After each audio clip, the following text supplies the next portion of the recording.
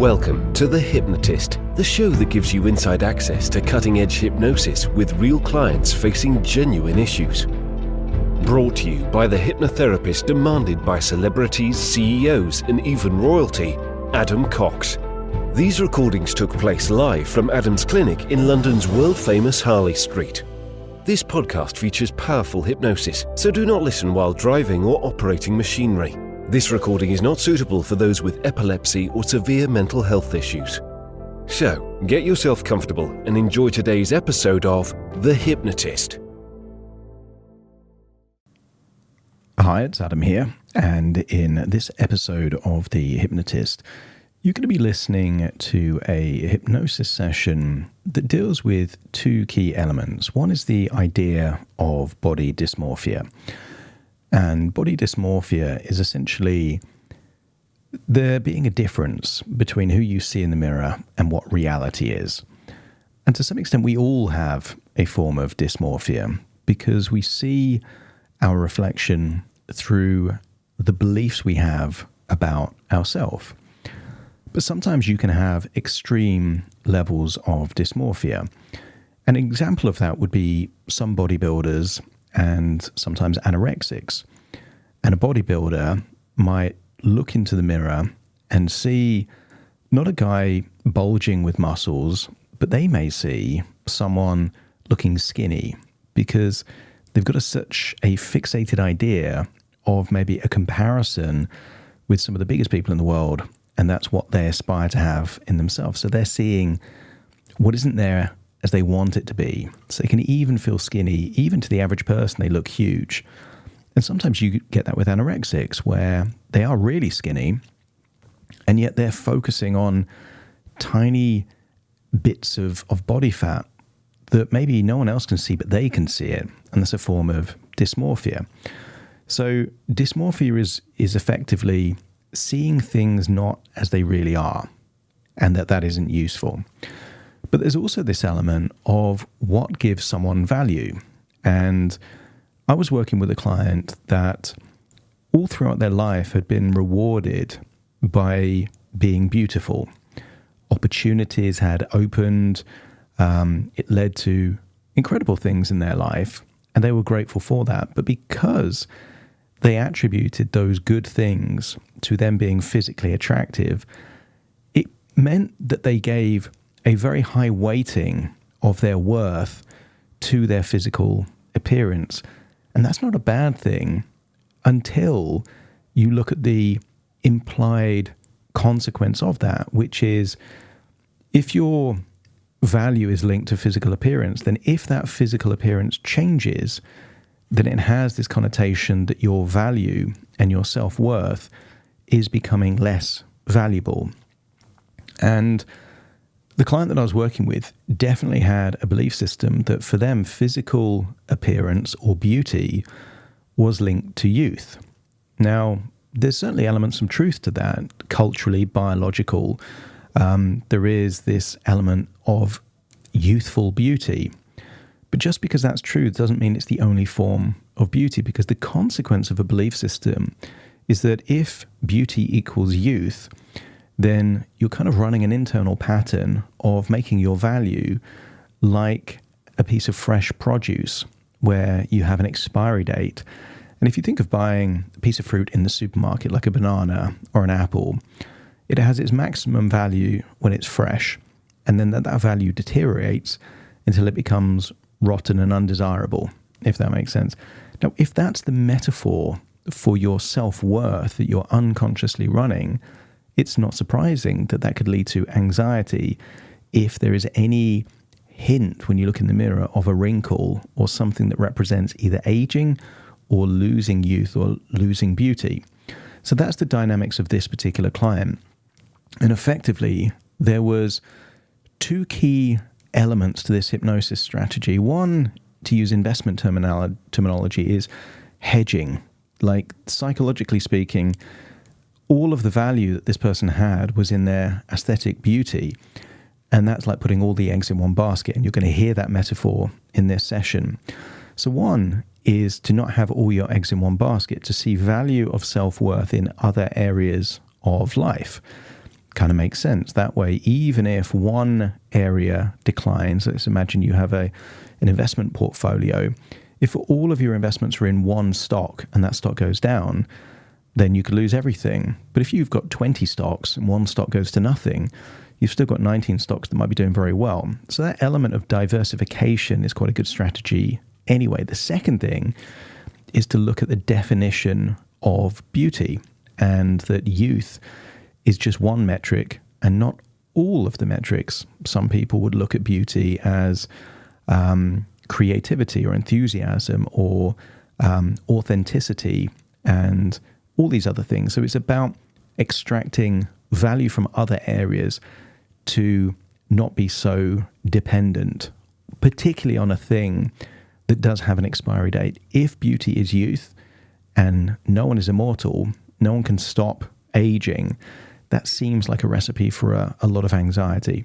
So that's the kind of things that you can expect for this. And really what it's about is feeling great in your own body now, but also feeling great in your own body 10 years from now, 20 years from now, 50 years from now, because the metrics are open enough to make you have those high levels of self-esteem. And there are people in their 60s, 70s, 80s with extremely high levels of confidence and self-esteem because they just have a different value of self-worth than other people.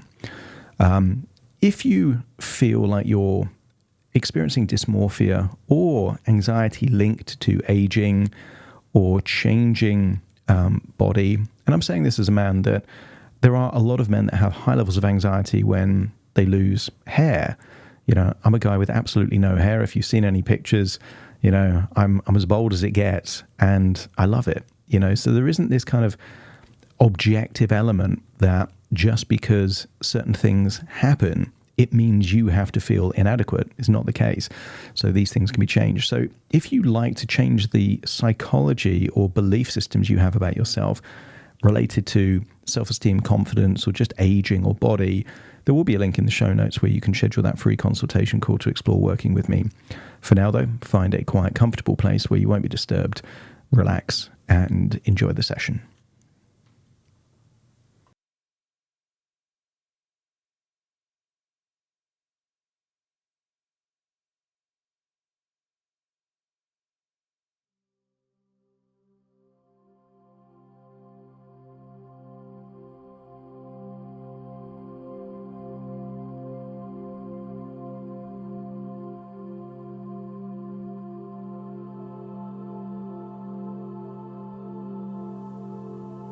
Take a deep breath in.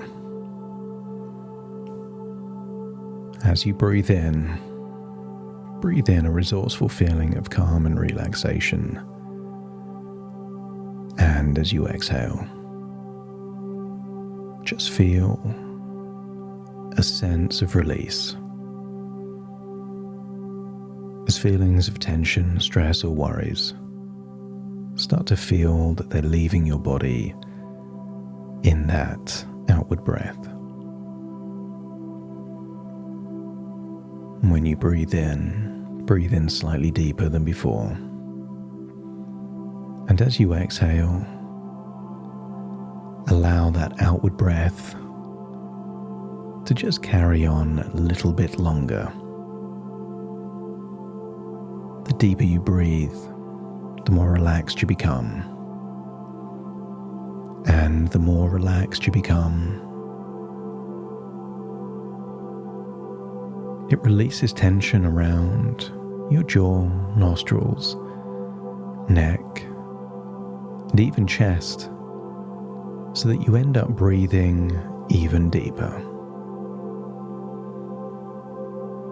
The deeper relaxed you become, the more your mind awakens.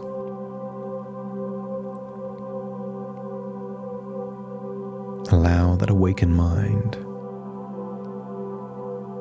to harness your imagination as you think of an old village centuries ago. Just imagine in that village is just a small cottage with a few hens laying eggs. want you to imagine the lady in the cottage putting all of those eggs in a single basket.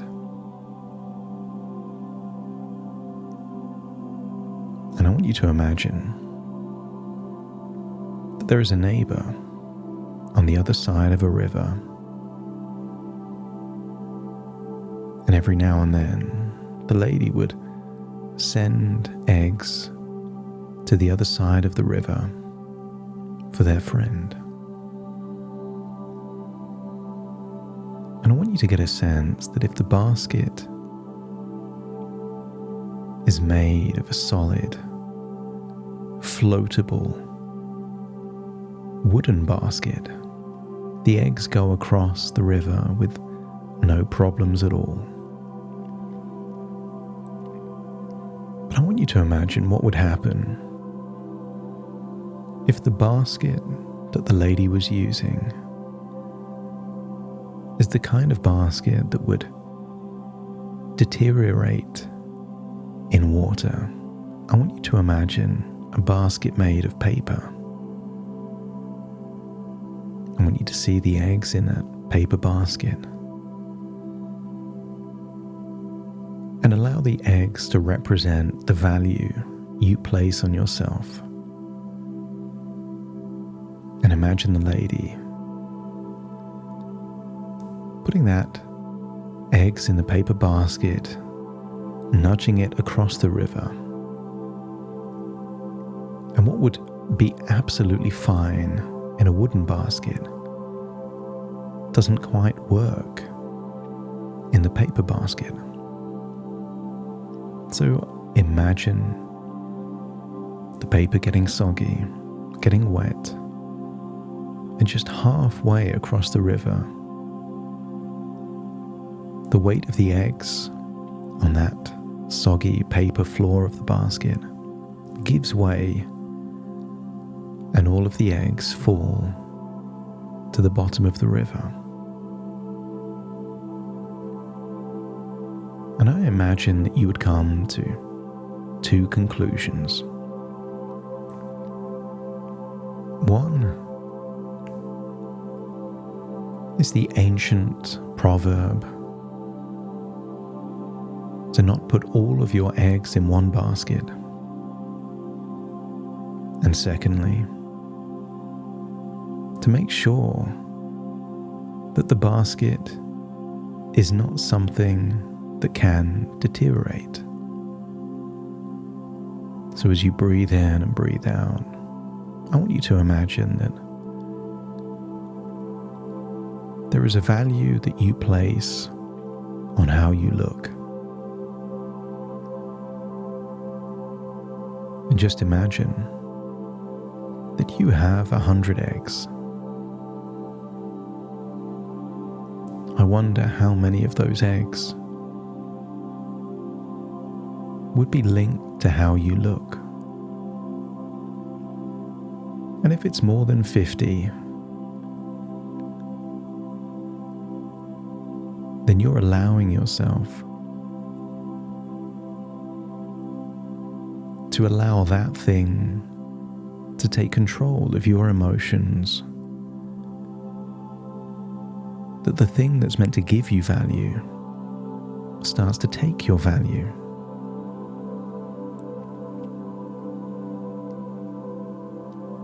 And imagine that the definition of beauty is primarily linked to youth. Then the basket is made of paper, and the paper deteriorates. And I want you to think that if the goal is to get eggs on the other side of the river, maybe you have multiple baskets, and maybe none of those baskets are made of paper. So breathe in and breathe out and feel like you're going deeper and deeper relaxed as it comes into your mind that maybe business or entrepreneurial success could be a second basket. And maybe in the future that paper basket turns to something that could never sink. But in the meantime,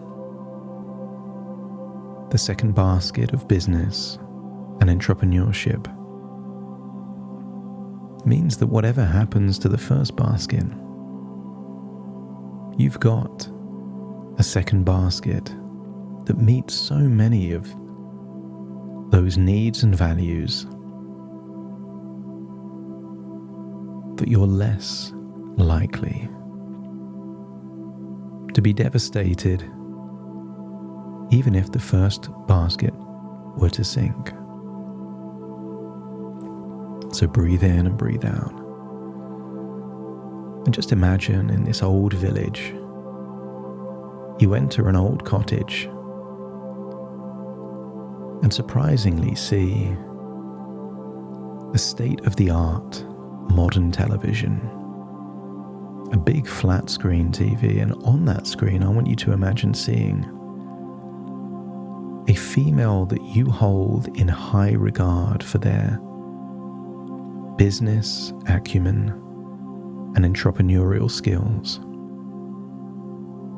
And I want you to see them successful in business and realize that what you value in their business success is not based on how they look. The more you think about that person successful in business, the more you notice those other qualities that you admire. Maybe they are courageous, ambitious. Maybe they're creative or strategic. And just observe that person you hold in high regard and notice what you value in them. Because whatever qualities you value in them means that you would value those same qualities in yourself. So notice what they do and how they do it. Maybe they're cool under pressure. Maybe they figure out ways to outsmart the competition. Maybe they're at the cutting edge of innovation. Or maybe they just do something that's always been done in a brand new way that nobody's seen before. Notice those qualities and just decide what qualities you value in them, while simultaneously accepting the idea that if you value those qualities in them, then it would be impossible not to value the same qualities in yourself. So just imagine in that old cottage, feeling deeper and deeper relaxed. You start to recognize that your true worth lies in your unique qualities and talents you bring to the world beyond your physical appearance. That you can embrace the power of creativity, understanding that it is a vital part of your identity and a source of endless fulfillment. And maybe as you dive deeper into entrepreneurship, you discover more and more the immense satisfaction in problem solving and strategic thinking,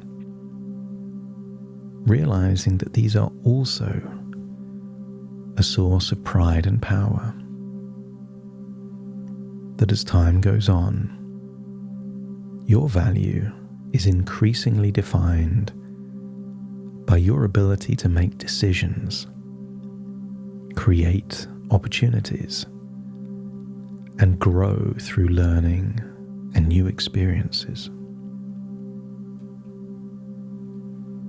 And maybe you begin to see the excitement, the fulfillment in building something meaningful, understanding that it brings more of that lasting joy than external appearances. And I wonder if you could find deep satisfaction in helping others and creating value, knowing that these contributions reflect a true inner beauty to add value to the world. That with each new connection you make, your value in the relationships and networks you build is enhanced. And as the relationships and networks enhance, so too does your feeling of value.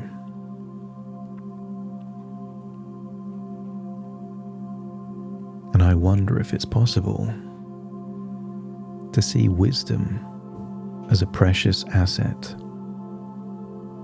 one that grows with experiences and enriches your life in ways beauty alone cannot. That as you achieve new accomplishments, you understand that they are a testament to your abilities, creativity, and hard work, which you value more deeply than just appearance. And maybe you begin to value your freedom and the ability to shape your own destiny through entrepreneurship, seeing this as a reflection of your true power and worth.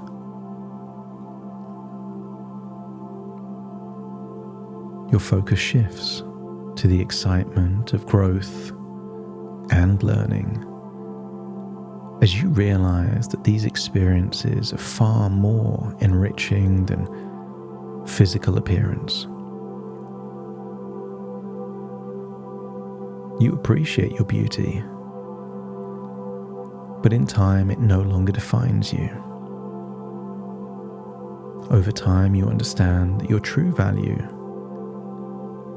comes from within, but also the value contributed to the wider world.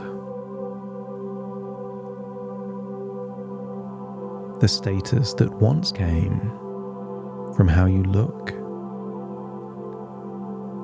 could come from achievements and contributions, and it would be impossible not to see it as a reflection of your inner strength, mental fortitude, and inner resourcefulness. And the more you embrace the challenge of entrepreneurship, the more you see it as an opportunity to grow, learn, and make a real impact in the world, the less value proportionately is placed on how you look.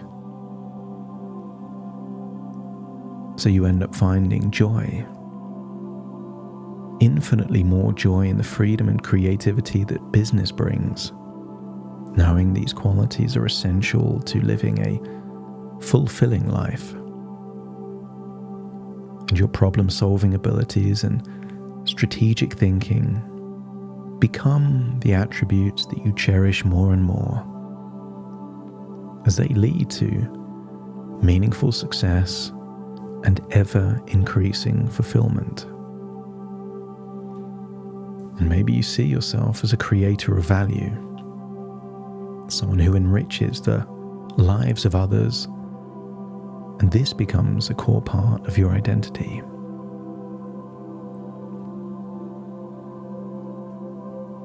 You take pride in your ability to connect with new people,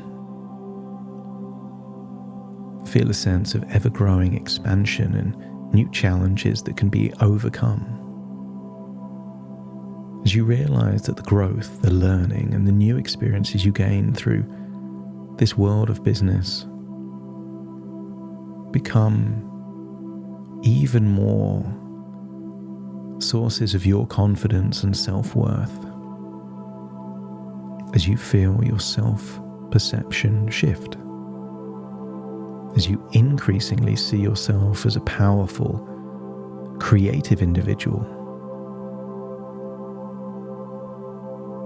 whose true value lies in your contributions, growth, and the value you create for others.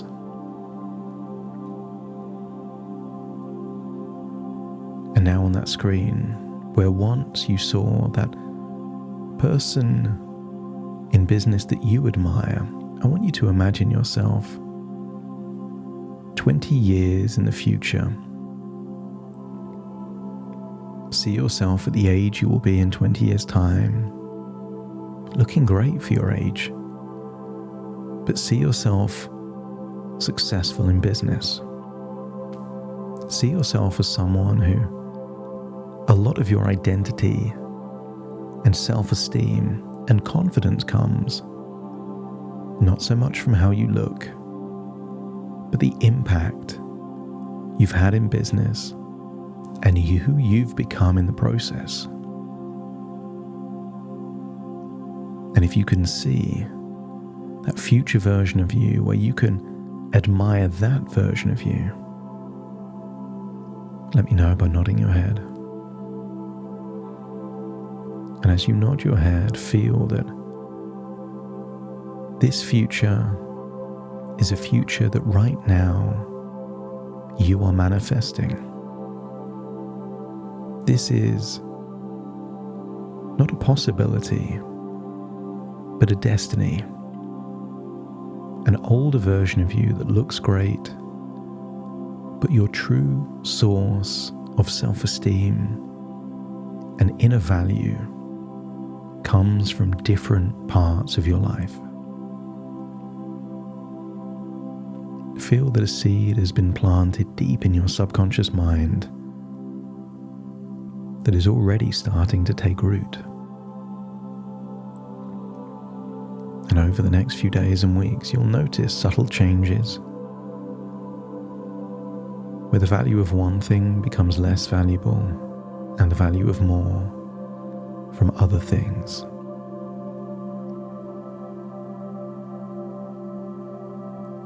It's now time to return to the present moment.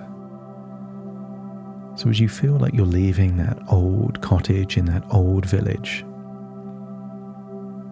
you notice that the lady in the village now has many, many baskets, all made of wood, all successfully crossing the river. And she looks happier for it. So take a deep breath in through your nose and out through your nose as you feel like you're returning to the present moment, realizing that this is just a journey inside your imagination, just thoughts within thoughts, ideas within ideas, dreams within dreams, and it's now time to return to the present moment as I count from 1 to 10 to awaken you. You will awaken feeling resourceful, feeling empowered, and feeling that a new doorway of possibility has been opened. Starting to count. 1, 2, 3, waking up. 4, 5, 6, more alert. 7, 8, open your eyes, open your eyes. 9, 10, wide awake, wide awake, wide awake.